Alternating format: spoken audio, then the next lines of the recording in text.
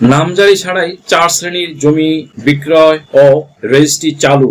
নামজারি সমস্যার স্থায়ী কোনো সমাধান ভূমি মালিকদের জন্য এখনো বাংলাদেশের প্রেক্ষাপটে চালু হয়নি, যার কারণে পদে পদে একজন ভূমি মালিককে এই নামজারি নিয়ে ভোগান্তিতে পড়তে হয়। তবে ভূমি মালিকরা সবসময় এমন একটা পদ্ধতি তারা চাচ্ছিল যে তাদের জমির মালিকানা ঠিক থাকবে, কিন্তু তাদের কোনো মালিকানা প্রমাণের জন্য এবং নতুন করে নামজারি করার প্রয়োজন পড়বে না। ইভেন কি তারা নামজারি ছাড়াই যেন জমি ক্রয় বিক্রয় করতে পারে এবং বিক্রয় করার পর অন্য কোনো নামে যেন রেজিস্ট্রেশনও করে দিতে পারে।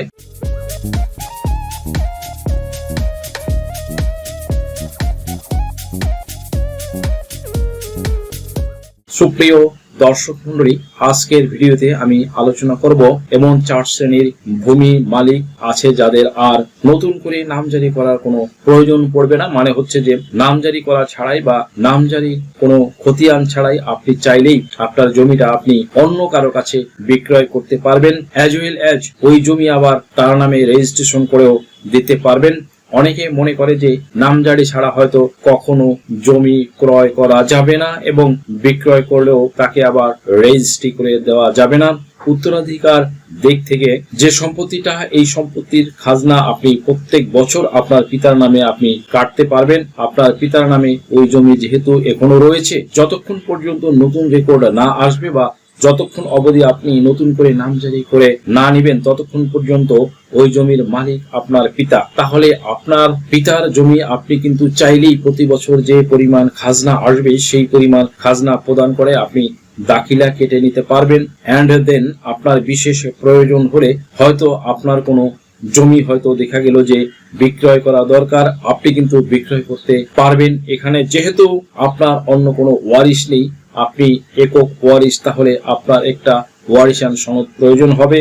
ওয়ারিশান সনদের পাশাপাশি আপনি সেই খাজনা প্রদান করেছিলেন, সেই খাজনা প্রদানের দাখিলাটাও প্রয়োজন হবে এবং সর্বশেষ যে রেকর্ড হয়েছে, যে রেকর্ডীয় বলে আপনার পিতা মালিক, সেই সর্বশেষ রেকর্ডটি প্রয়োজন হবে। এই ডকুমেন্টস গুলো থাকলে আপনি যাকে খুশি তার কাছে জমি বিক্রয় করতে পারবেন, অ্যাজ ওয়েল অ্যাজ যখনই ইচ্ছে তখনই তাকে জমি বিক্রয় করার পরপরই আপনি তাকে কিন্তু রেজিস্ট্রি করে দিতে পারবেন। এটা গেল সহজ সরল একটা পদ্ধতি যেখানে আপনি একক ওয়ারিশ সেই ব্যাপারে। কিন্তু যদি এমন হয় যে আপনারা কয়েকজন মিলে বা একাধিক ব্যক্তি মিলে উত্তরাধিকার দিক থেকে জমির মালিকানা পেয়েছেন, তখনও কিন্তু খুব ইজিলি আপনারা এই প্রসিডিউর মেনে জমি বিক্রয় করতে পারেন, যদি আপনাদের ভিতরে গুড আন্ডারস্ট্যান্ডিং থাকে বা ওয়ারিশদের সাথে মিল মোহব্বত থাকে।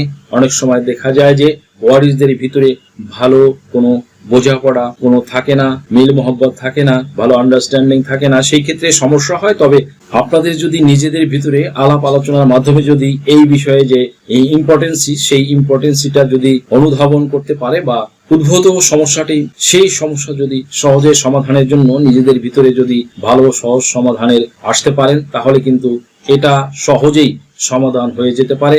সেই ক্ষেত্রে সরকারের পক্ষ থেকে যে নিয়মটি চালু করা হয়েছে সেটা হচ্ছে, যদি আপনারা এককভাবে না হয়ে যদি কয়েকজন মিলে উত্তরাধিকারীর দিক থেকে কোনো সম্পত্তির মালিকানা পেয়ে থাকেন, তাহলে আপনারা নিজেদের নামে নামজারি, মিউটেশন বা খারিজ যেটাই বলেন না কেন, আপনারা করলেও করে নিতে হবে। সেই ক্ষেত্রে দ্যাট মিনস আপনারা সকল ওয়ারিশ একসাথে উপস্থিত হয়ে ওই সম্পত্তি বিক্রয় করতে পারবেন। এখানে সহ উত্তরাধিকার যে সম্পত্তি, সেই সম্পত্তি বলা হয়েছে যে এই সহ উত্তরাধিকারীর সম্পত্তি বা ওয়ারিশান যে সম্পত্তি, এখানে একজন ওয়ারিশ অন্য ওয়ারিশদের না জানিয়ে গোপনে বিক্রয় করলে তখন কিন্তু এটা প্রবলেম হবে। যার কারণে সকল ওয়ারিশরা ঐক্যবদ্ধভাবে একসাথে সমষ্টিগতভাবে মিলে যদি বিক্রয় করে, তাহলে আর তখন সমস্যা থাকলো না। সহ অংশীদারগণ যারা রয়েছেন সকলে মিলিতভাবে যদি বিক্রয় করেন এবং সেটা যদি রেজিস্ট্রি করেও দেন, সেই ক্ষেত্রে কোনো অসুবিধা হবে না। ইভেন কি আপনাদের নামজারিও করা লাগবে না। আর যদি মনে করেন যে আপনারা নামজারিও করে নেবেন, তাহলে যৌথ খতিয়ানের এই ভিত্তিতে আপনারা নামজারিও করে নিতে পারবেন। তবে সেটারও প্রয়োজন নেই। আপনারা সকল ওয়ারিশগণ একটা ওয়ারিশান সনদ সঠিকভাবে তৈরি করে নেওয়ার মাধ্যমে, সেই ওয়ারিশান সনদ দেখানোর মাধ্যমে আপনারা কিন্তু ওই সম্পত্তি বিক্রয় করার পর রেজিস্ট্রি করেও দিতে পারেন।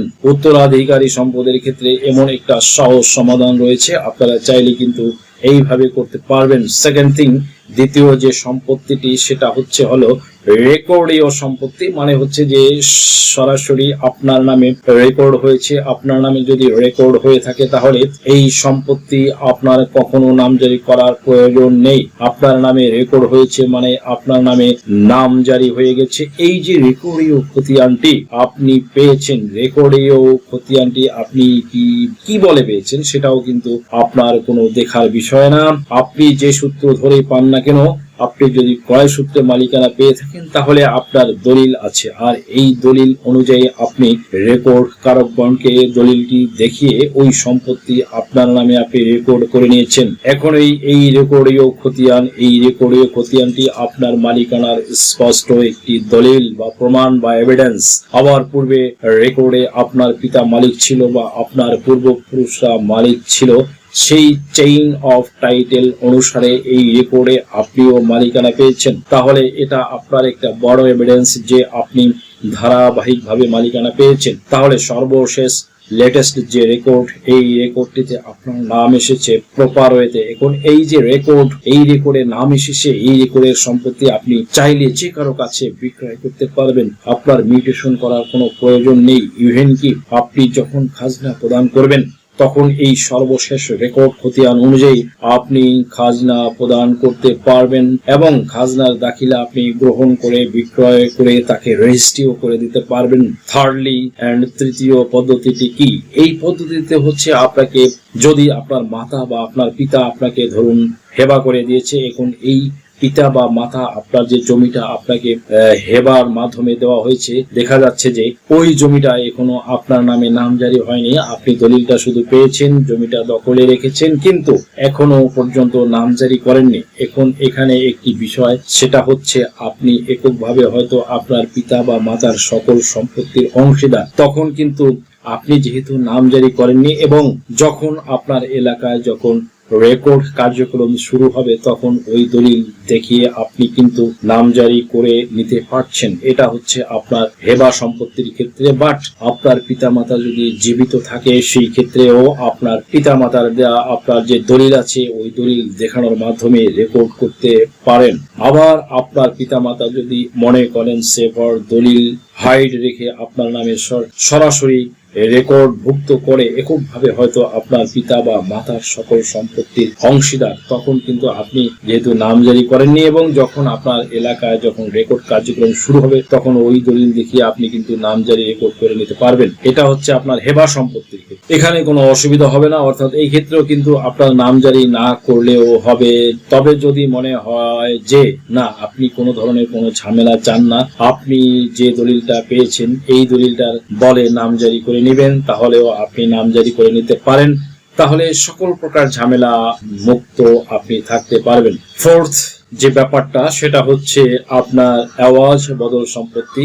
অনেকে আছে সম্পত্তি আওয়াজ বদল করে, দেখা গেছে একজন আর একজনকে আওয়াজ বদল করে দিয়েছে, দুজনের ভিতরে বিনিময় হয়েছে, একজন আরেকজনের নামে রেজিস্ট্রি করে দিয়েছে আর একজন রেজিস্ট্রি করে দিতে চায় কিন্তু এখনো তিনি রেজিস্ট্রি করেনি। এখন এই যে জমিটা আওয়াজ বদল হলো দুজনের ভিতরে, এই জমিটা একজন অন্যত্র বিক্রয় করে দিয়েছে। এখন যার কাছে বিক্রয় করেছে তিনি কিন্তু এই জমিটা রেজিস্ট্রি না করলে হবে, যার কারণে বিক্রয় করেছে ওই জমিটা যার থেকে আওয়াজ করা হয়েছে তাকে দিয়েই সরাসরি রেজিস্ট্রি করে দিলেই হয়ে যাবে। এখানে কিন্তু আবার নতুন করে আপনার নামে দলিল করে আবার আপনার নামে নামজারি করে তারপরে আবার রেজিস্ট্রি করার কোনো প্রয়োজন নেই।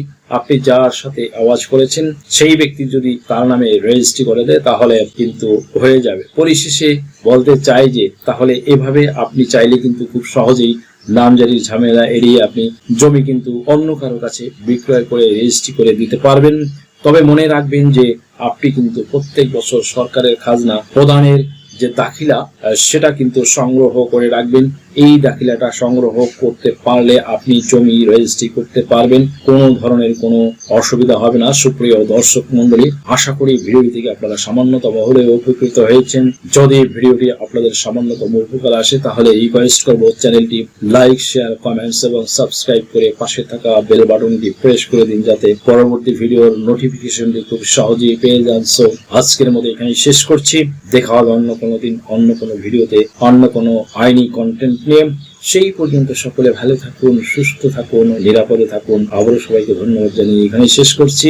আল্লাহ হাফেজ। দেশ ও বিদেশ থেকে যে কোনো ধরনের হলফনামা, এফিডেভিট নিতে চান, কাবিননামা, নিকানামা যে কোনো ভাষায় অনুবাদ করে বিভিন্ন মন্ত্রণালয়, ইসলামিক ফাউন্ডেশন থেকে সত্যায়িত করে নিতে চান, শিক্ষা সনদ বা অন্য যে কোনো ধরনের ডকুমেন্ট শিক্ষা বোর্ড, শিক্ষা মন্ত্রণালয় থেকে সত্যায়িত করে নিতে চান, ধর্ম পরিবর্তন করে কোর্ট ম্যারেজ করতে চান, কুরিয়ার, ইমেইল, হোয়াটসঅ্যাপ, ইমো, মেসেঞ্জারিতে ডেলিভারি নিতে পারবেন। তাছাড়াও সরাসরি এসেও নিতে পারবেন। Mobile number 01724583880।